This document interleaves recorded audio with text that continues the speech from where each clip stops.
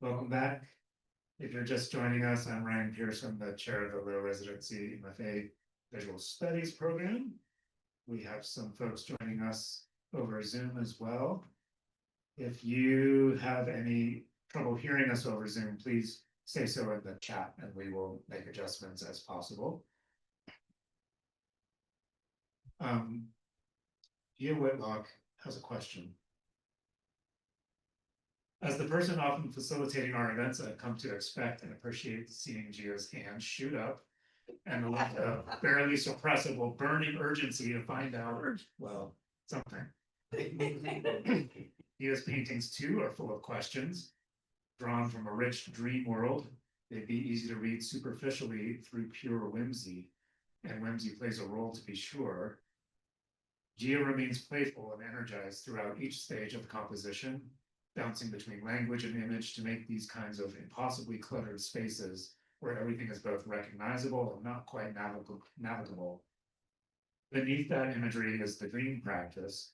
Beneath that is the hard work of healing from dogmatic conditioning. And beneath that is the restless, frenetic, courageous, artistic drive that has made Gia such a part of this cohort, and a person to whom we look to ask the question on all of our minds. Please welcome Gia Whitlock.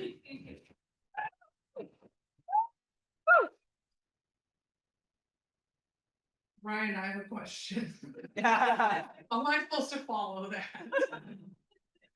Hi, I gotta set my time because I know this is so close to the limit and I need to know what I'm doing. So welcome. I'm so glad you could all share this Taco Tuesday with me. Let's have a little moment of reverence for Taco Tuesday. And that was enough. So you can take the Catholic out of the girl, but you can't. I don't know how. Anyway. I wanted to just briefly, if I've got a lot of you on this list in the presentation, so I will just go and thank people that they're very, very huge in my life, but they often get omitted because they're just so there all the time. So Trevor, Trevor's in the front row, I would not be able to get away with half any of the crazy crap that I do without him being supportive and behind me and being a wonderful parent to our kids. Thank you, Trevor. My dad, just a very supportive, rock-like feature in my life. Wonderful, wonderful. And Mel was my closest friend, and she died last year on First Thursday when we opened up our low-res quiet season show. We were partying and she was passing away, but I want to say a special thing to her because she kind of gave me a lot of shit about painting flowers, and that led me to think, oh, maybe I need to change my art. Maybe I want to change my art a little bit. So that leads me to most of my major life decisions have begun like this, with a Post-it note and a worm. I was in a Zoom meeting, it was a discussion group, and somebody was talking about how inspirational their college professor was to them. And immediately I was like, oh my God, that's what I want to do. I want to teach people and I want to inspire them long after they've been in my life. And I want them to talk about me in a Zoom meeting and I'm not going to be there, but I'll know that I have made a difference in their life. And so I knew I would need some sort of advanced degree to do that. And I decided to go to grad school here. And I was wondering, now, in my life, I like to brag about how many midlife crises I've had. And I didn't know that this was any different. This is me during COVID, this is what happens when you homeschool and you have nothing to do but pickle. So, and also at the same time I was applying to grad school, I joined a local co-op gallery, and this is me at the new member show, and I was not painting anymore. I had painted 2D for a really long time, and I wasn't going to do it anymore. I was going to be installation artist now. Okay, this was my entrance into the world as an installation artist talking about being Catholic in Salt Lake City, around very, very strict Mormons in Salt Lake City, and yes, it's just as horrible as it sounds. Actually, more so, but I'm not going to go into that. I'm just going to show you the show. So, this was my first and only show at that co-op gallery, And it was about my complicated childhood. In the last slide was like the perfect example. And I found it last night, so it wasn't like I planned it. It's just luck. So anyway, I had set up a bunch of pieces about the church, my childhood in the church, and I just think this is so funny now because it seems so long ago. So I had this giant rosary I made out of plastic babies. I was lucky enough to find a bag of plastic little people that had a baby Jesus in a nest in it. So I could put that on the cross. And I was so proud of this. And it was so the show opening overlapped starting this program. And I was in the studio, and I had my first studio visit of the entire school residency. And the person came in and saw this rosary sitting on the floor. And this is the time where I learned my very first art school word. I didn't know. I had to pretend I knew what this meant, but I really think the visiting artist knew that I did not have any idea what this word meant. And she kept saying it, and I was like, I have to look that up later. Yeah. So I looked it up and I realized, teaching isn't bad. Moral teaching isn't necessarily bad. But what I'm teaching here is something everybody already knows. And that is that spiritual and religious abuse is bad. Like, people don't need to be taught this, okay? So this is also the same studio visit where kind of my worst nightmare happened, and this word came out of the visiting artist.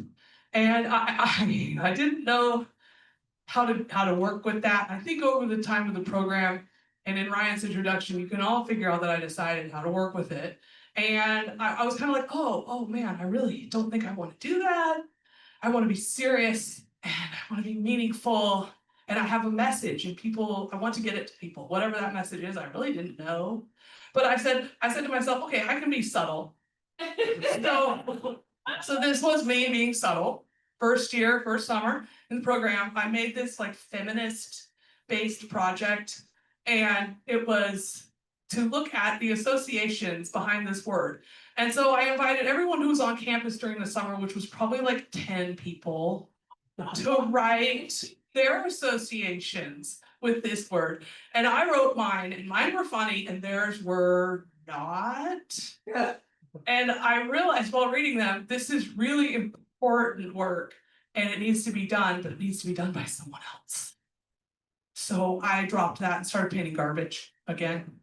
And I've literally grabbed these out of my garbage can at home, recycle bin. I washed them all, and then I painted them. And I was still kind of like healing. Okay, so the religious thing gave me these identity issues where I didn't really know who I was, and this is kind of the beginning of the journey to find that, and we'll get there. But I wrote this little thing that we called a poem called the Erotic Grocery List. And it was not as steamy as it sounds at all. It was a trip to the grocery store, and I wrote a list down of all the things I sensed during the experience of going to the grocery store. And so I wrote some of the words from the list on these bottles and things. And then I started working with my very first mentor in the program, Elizabeth Arzani. And she's like, well, let's go with that. Let's go with the grocery store theme. I was like, okay, we can do that, And I wanted to make a big sandwich, but I only ended up making the pickle that went on the side of the sandwich. And we just ended up playing with it. So end of first summer, Cassie is worshiping the pickle in this very room. So you can feel its energy. And on Taco Tuesday too, all that. And then in the second summer, Ryan became a proud parent of this pickle that look at him, he's glowing. We passed this pickle around all the studios. Everybody added something to it, gave it to him in the end. But let's go back to the end of first summer. Let's jump back in there. This sculpture, I don't even know what I was calling this. It was an adult fidget. And I thought this could help people who have anxiety. I called it erotic exercises to avoid panic. And I wanted people to play with these. And, it wasn't, once again, I was kind of missing the fullness of the term erotic. And I was totally missing it. Okay. I mean, there's a ball over there, but that's not enough. So and then Erin Dendering, who's not here, but I promised her I would still call her out. she said, well, we had critique with her for summer. She said, where's your agency in here? Like, you have these things out for people to manipulate and play with, but what if you glued the things together? So we get home, we unpack, get the studios unpacked, we're at home now. And the quiet time and the Zoom and all that starts. But there was an estate sale in a woodworker's house. And I was like, oh my God, it's a sign. I'm supposed to work with wood, because I get a little weird like that sometimes. And so I collected all this wood and I made these little sculptures, but I just couldn't. I mean, they were cool and all, but I just couldn't, they just didn't light the fire, they were just something I wanted to try. It was fun. And then I glued them together and I answered the question someone else asked me, and I was, going with that. But I was also still working on collage, and I wasn't really painting right now. I was struggling with painting. I struggled with it a lot the first summer. And Elizabeth is a fabulous collage artist. And so I was kind of trying to like make her style my style. So I was working with that. We talk about things. She taught me how to screen print. That changed everything for me in the way that I would make the backgrounds and the way that I would think about what was going into my paintings, what the design was, because I was still thinking about painting, but I didn't know how to do it. I didn't know what I wanted to put in it, and I was just all over the place. So I also went everywhere with these, and I put all these, whatever color I wanted to put down, I put it down on these papers. And then I put the papers on top of each other, and it was so much fun. Then I don't really do, I'm a little more subtle now with that, but I don't really have an image of it. So then after Elizabeth and I finished, I started working with Amy Bay, a painter. I told Brian I wanted to paint her, and so out of 4 people that were willing to do it, I picked Amy because, as a mentor, sorry. I picked Amy because she was also into paper pretty heavily. And I have a paper fetish, if you will. And so I felt like that was a good match. She had me working with all these different colors. And I learned by adding like black and white, what do these colors actually do? So I was getting like a color sensitivity from these exercises. And then I started combining that color sensitivity with all of the screen printed papers and then these other papers I had drawn on. But I noticed that my messages were kind of all the same. Like every time I painted something, it kind of looked the same to me, and it always had a really dark undertone because I still wasn't really through with my troubled history. And so it would come out and I would think, oh, I have to get this out, but I don't want to like spread it out on everyone's table anymore like I did at the co-op. So I was kind of done with that. I wanted to be in this program to find out what else was underneath all that. And that was a long journey. But once again, that's coming. So every time I laid all this paper down, made all these painted papers printed, I would end up with basically the same image because I didn't have concrete images that I was working with, and I wasn't thinking about, well, what am I really interested in? What am I really trying to put out here? So I felt like I always came out with the same painting. So the summer number 2, I decided I was going to make one painting, kind of turned into 3 or 4. But at the beginning, it was supposed to be one. I was going to work on this one painting the whole summer. And I started thinking about another feminist concept of that old saying, well, no one's going to buy the cow if you're giving away the milk for free. And I thought, well, what about the sausages? They're everywhere, and they're all for free. And people are just giving them out, and nobody judges them. So I made this whole painting about milk, free milk, and discount sausages, and like, what would it be like if we treated, dudes like that? Like, anyway, and then another studio visitor was like, that's really personal, and it needs to be done, but also it's not relatable. And I was like, okay, you're probably right. So I kept working.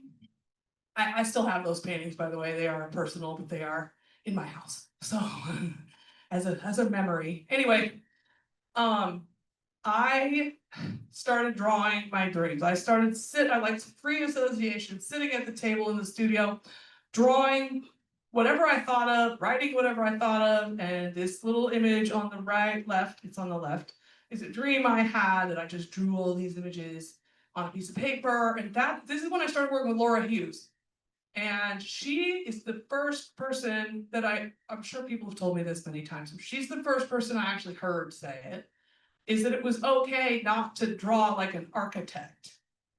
Because I always felt like I should draw like really precise, like an architect. And if I couldn't do that, if I couldn't do super realistic, then I wasn't allowed to draw, you know? And so I was like, well, I guess I don't have to worry about that rule anymore. So I was drawing, and I was making paper folded hangings, and I was still making the sculptures over the summer.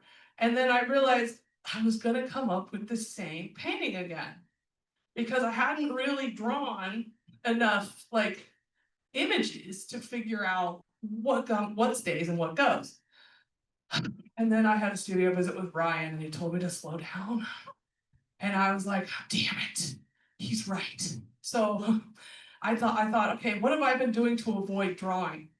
And all the things that I've been really into, and I don't think that they were something that was not worthwhile, but they were all things that were taking the place of drawing.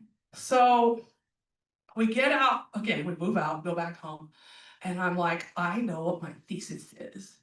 And I had written a whole thing that I thought was my thesis. I had started the art for it, and I thought, this is it. And I once again I met with Ryan, and he was like, I might be wrong, but I think you're gonna do most of your work, your thesis work, in the spring. And it was the end of fall. So I was like, oh shit, he's right again. I knew it. I didn't want to know it, but I knew it. So I was in this really weird, uncomfortable place. I had this great playlist though.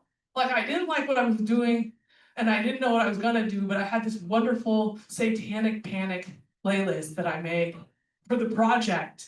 And it was a couple of moms in the 90s had decided these songs were just so filthy, and a guy from like North Carolina or somewhere, a minister, born again guy who thought these other songs were filthy, and I ended up calling it the Dirty 30.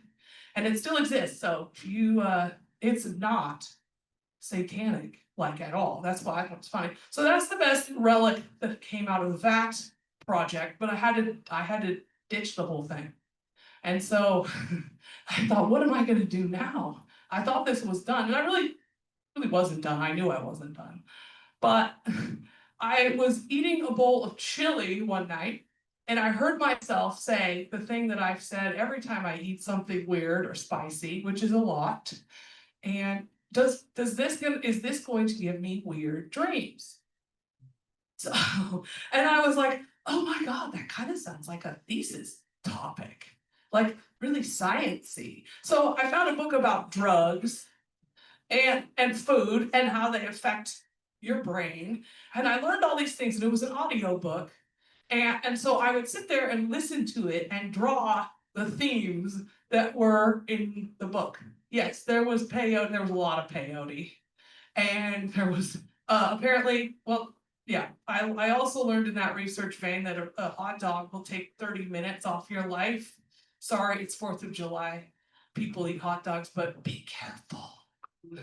So there were all these things about the funny ways people would ingest peyote, and then I made a painting out of the drawing, and I thought this painting, I could live with this painting. Like, it was relevant, it had relevant imagery, it had the chicken blimp that I had created over the summer working with Laura.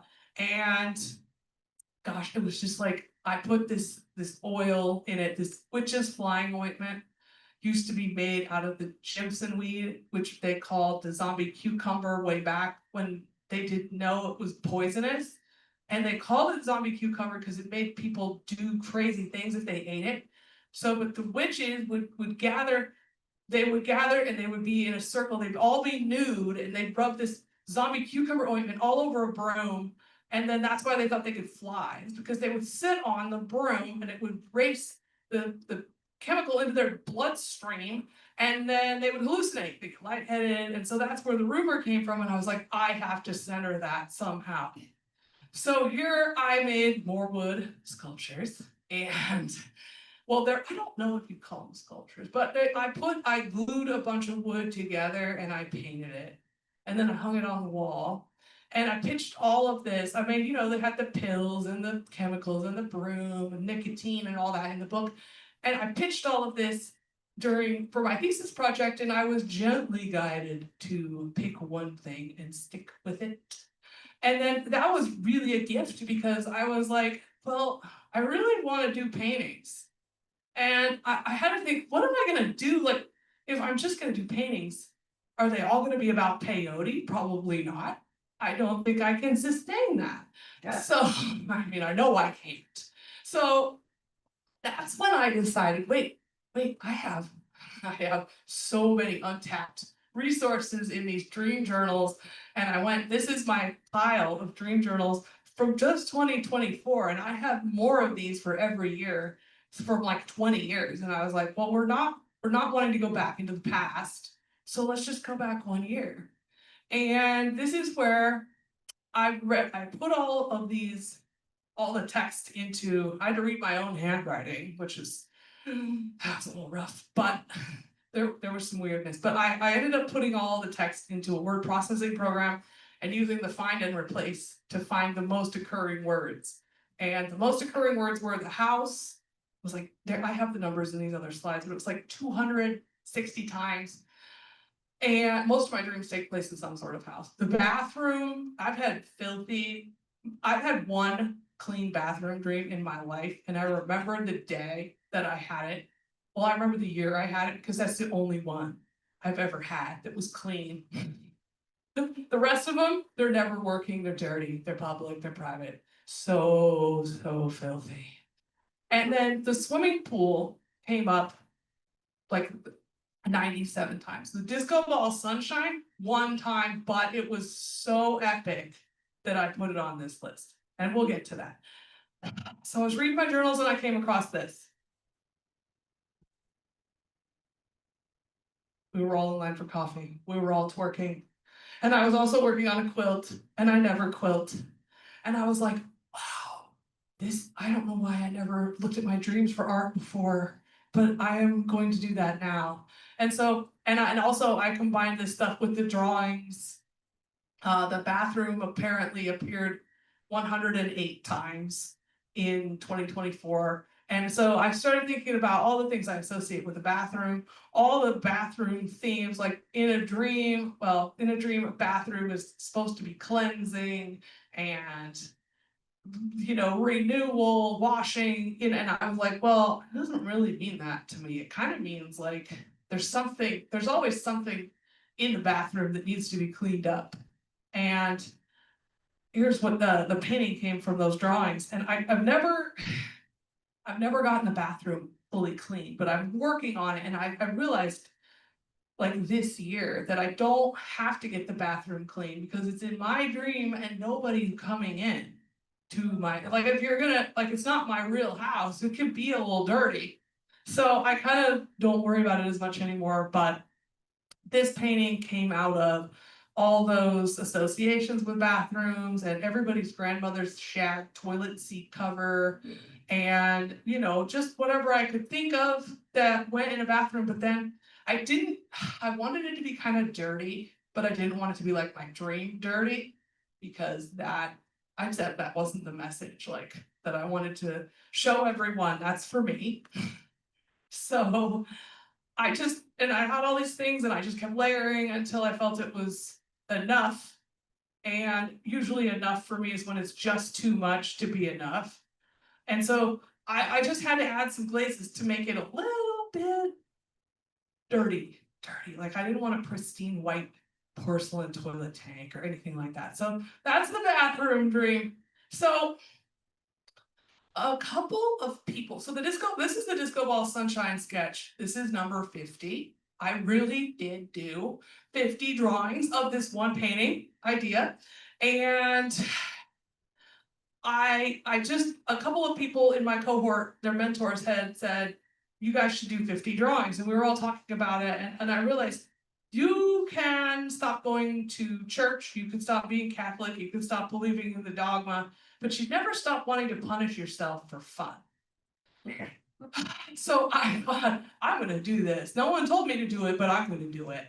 And so during the process, I realized that the Disco Ball Sunshine dream was amazing, but it was really amazing in the way that the light looked in the landscape, and that there was a giant disco ball in the sky with orange and gold and red and just shining, glowing, and spinning right there in the sky. I'd never seen anything like that before. And in a dream or otherwise, obviously, but like there was a giant red flaming sun that was kind of, you could look directly into it because it wasn't lit up. It was just like, I can't even, it's so hard to describe a dream. And there was a moon, but then as I kept drawing, I was like, I think around drawing like 30, I realized I don't have enough imagery to make this painting from just that, to make a whole, because it needed to be long and it needed to be big. And so this painting is not in the show because there wasn't room, but it was 6 feet by 3 feet. And I had to end up adding more of my Visitation dream characters in it. So I added Mel, who is the white bunny, and she's a white bunny because she introduced me and a bunch of us to Miffy. I don't know if anyone knows what that is, but it's a really cute, it's like pre-Hello Kitty. So it's Hello Kitty before Hello Kitty. It's a bunny. So she was sick and she was giving Miffies to everyone that she loved before she passed away. And so she's there as the Miffy. My grandfather is there at the coffee table with the dark figure head and like the kind of I went for a newspaper t-shirt because that was his job. And then my mom is the bumblebee person because she died. They're all these people have gone. And my mom passed away in 2011. My grandfather passed away in 2017. Mel 2024. The only person that isn't someone I've ever met, well, the person that's alive is someone I'll get to in a minute, but the pink figure on the right here is this other lucid dream that I had in July of 2024, where a woman in pink, introduced herself. This is weird. Like, I'm gonna tell you, I think it's weird. Introduced herself to me as God, and then started playing a bunch of like images on a screen at a music festival. So I put some speakers in. There was a candle in the dream, and this orange pen person on the left is, I think it ended up being my final mentor in the program, but this was like 9 months before I met her that I had this dream, but it was in the dream. It was a spiritual figure with long red hair, and they were telling me all this stuff, and I didn't know what they were saying, but it didn't matter because it was so comforting, and the glow of the landscape was just so amazing. So I made her, well, so anyway, there was some weird like synchronicities there too, like the dream started in a coffee shop, and she worked at a coffee shop, and we met at a coffee shop like every time. And here she is with the final thing I gave her for saying thank you for all your work was a paper mache disco ball sunshine that I made with ribbons. So that's her holding it. And you know, that's a little otherworldly, but the dream was, she's a painter, and the dream was kind of like, I literally had stayed up for 2 hours in the middle of the night freaking out about the second summer and making a painting when I had this dream about the disco ball sunshine. So I kind of took it as like, oh, you know, relax, it's okay. You're gonna be okay. Just go through it. Okay. So the expanding house dream is a dream I had 3 times. Now in 2024. And I mentioned a house 260 times in the journals. But the 3 big dreams I had progressed into me not wanting to go into this secret passageway that leads into the other half of the house, which is basically, in my research, in my opinion, is the other half of the self.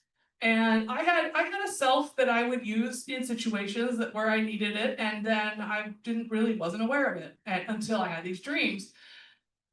the second dream I had where I was in this expanding house was I went through the narrow passageway. It's always in an attic closet, and it's always in my daughter's room. And I go through, and there's this whole other side of the house, but there's this staircase. And I'm like, why don't I use this? Why do I always go through the hard way?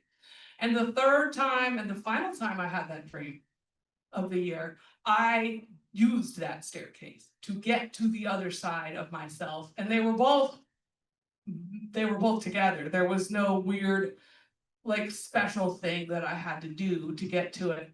And then the house started splitting apart from top to bottom, and a new house was going to be revealed underneath. And this was right after I ditched my satanic panic church thesis project that Esther did way better than I ever could have.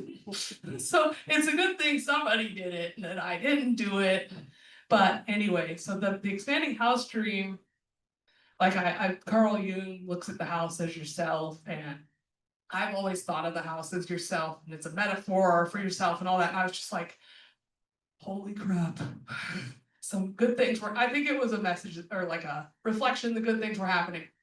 So none of those are in the show. Because you see there's a lot of us that we all needed to show. So the swimming pool dream, I decided to create this painting that is in the show because I had access to a backyard swimming pool when I was a kid, and it was fantastic. And like my grandparents had a pool, and my parents were working, and they would take us over there in summers, and we just swam all summer. And there were really happy, wonderful memories. And in my dreams, this pool that they had in their backyard was always full of leaves. Or if I had a dream about a public pool, it was always full of people. So it was kind of like the pool is another water theme, and the water is some people think the water is your emotions in dreams. And so I just keep laughing because the water in the pool is not like the water in the toilet. You're going to swim in the pool. You need to clean the leaves out of the pool, and then you will be immersed in this pool, in this like happy but a little bit dark place. But the toilet, you're not getting in there. You're gonna clean it, you're gonna flush it, and walk away. And the pool's different, so it's kind of like you're being immersed in these emotions. You're not really getting rid of something. So I made this painting thinking of all of the barbecue things people do around pools, and the plants that you would find in a backyard, and the 80s movie where someone dropped a baby Ruth in the pool and everybody got out and they had to empty it. You know how that goes. If you've ever had kids and taken them to the pool, you know what that's like. So I put all these images together in here, and it's kind of happy but sad in a way because these memories, you're not going to have that child time again, like ever. It's never coming back. You're not, I mean, it formed you, but you're never going to go back to that freedom ever again. So it's kind of, anyway, after you've heard about all my dreams, I have to say, usually disclaimers come at the beginning, but I wanted you to hear the stories first. I did not take part in any psilocybin therapy during the year 2024, but I have before and I will again, and it's fantastic. But that had nothing to do with these dreams, so they're pure, okay? So I want to talk about some artist influences. So while I was kind of finding myself, I kind of saw myself in other artists that I met or didn't meet or learned about in this program. And Elliot Huntley was someone we met in LA on the low-res field trip, I guess. I don't know if we call it that, but when I went to his studio, he's a domestic goddess, okay? Like, I've been calling myself a domestic goddess for the last like month, but he has a lot on me there because he was so warm, and he had his dogs, and he fed us bread and like caramel and those wrappers with wax paper, like the real ones. Ooh, that's all it takes for me, okay? And then you're elevated to goddess. So this is where I also came up with that I want to be a professional hoarder, because his studio had everything and he uses every kind of medium, and it's just marvelous. So I kind of saw myself in that a little bit. Jenny took this photo of me when we shared a studio together first year. I was working on it. I had all my stuff everywhere. Everything was just out. And I was trying all these different things. There's my really bad painting in the background, but it got better. So anyway, so I saw myself in him. Susan Cianciolo, people brought her up to me like a couple of times, and I didn't understand it at the beginning until they're like, well, that's what you're doing. Like, she's doing what you're doing. Well, her art is her life also. Same thing with Elliot Hundley, like their art and their life are like blended together in such a way that you don't know the difference. And that is what I feel like that is a reflection of me and what I do, even though my work doesn't look similar to her. She's a textile mostly, but I just loved the idea that she has her studio in the home and she involves her child and she has amazing work also. And I just thought, I read the book that the Lumber Room published for her show a couple years ago, and she was just like, they said, the essayist said warm home energy, and I'm like, that's it, that's what it is. That is what I have that people are seeing. Maybe it's not, the work doesn't have to look exactly like someone else's for you to resonate. So this kind of speaks for itself. These pictures, this one with her and her caterpillar, Lucy Sparrow, she makes felt food. Is that not? I just thought that is fantastic. But it's like everyday objects, like kind of what I like to paint, but she makes them in felt. And she makes these worlds. And this picture of her on the left was taken and posted like last week. And this picture of me on the right, I took a selfie of myself like 3 years ago, and that's what it's from. So I was like, oh, this kind of a resonance kind of thing. So felt it. I don't make anything out of felt. In fact, I had a fabric disaster last week and I'll never try it again. But same. Okay, so, and I had to squeeze Adam Nathaniel Furman in there because when I saw him, also he has hoarding tendencies, but they're really beautiful. Like, you can hoard and it's beautiful. A lot of artists hoard and it's beautiful. I do that. I admitted it. There you go. I did it. My name's Gia Whitlock and I hoard, but it's beautiful. I realized how important design is to me in my work. And that was the thing that never really clicked before. So we do need all 3 summers, apparently. So that was this summer that he came, and I realized how important, like, all the design concepts are to me. So now with the time that we have left, we come around full circle to the Post-it note and the worm. We're back to the Post-it note and the worm again. We're in professional practice right now, and Carrie had us do this project where we drew the shape of our life. And I have, of course, chaos and a path and interconnecting things, but there's also a whole.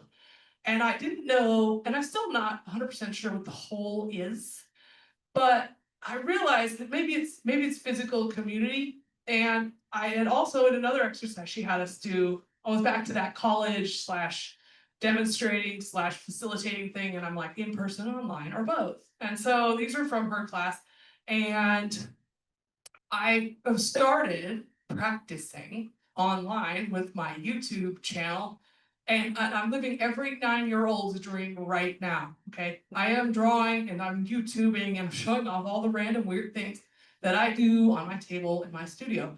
And I just kind of want to conclude with the things that I've learned. Like, you don't need to go to art school to be an artist, but I couldn't have become, I'm not the same person I was when I walked in here, and I couldn't have ever found the pieces of myself that I have found here in any other place. Like, all of the questions and all of the thinking and the readings and the things that I complained about a lot, they were all worth something, and they've all gotten me, and all Ryan's meetings where he told me things about myself that I already knew and I didn't want to hear them. It was good. And that's all of that. I needed it. And I will always be grateful that I did this to myself. And there's my snail. Thank you.